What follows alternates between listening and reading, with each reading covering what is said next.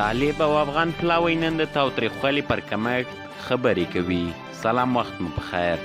د طالبانو د قطر دفتر ویان ډاکټر نعیم وردګ په تازه ټویټونو کې ویلي چې د تماس ډلو تېره ورځ د راتلونکو غونډو پر موادو او اجنډاو توافق کړی دی او پر دې بحثونه شوي چې خبرې اترې څه ډول مخته یوړل شي.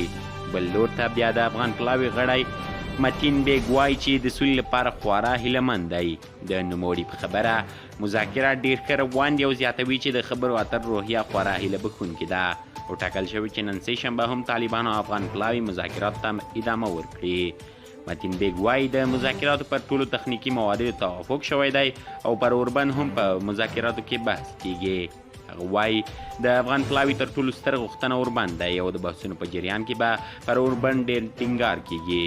که څه هم افغان حکومت د سولې روانې خبرې هیله بښونکې بلي، خو بل لور ته د امریکا کانګرس بیا د سولې پر روانو خبرو نیوکه کړې ده.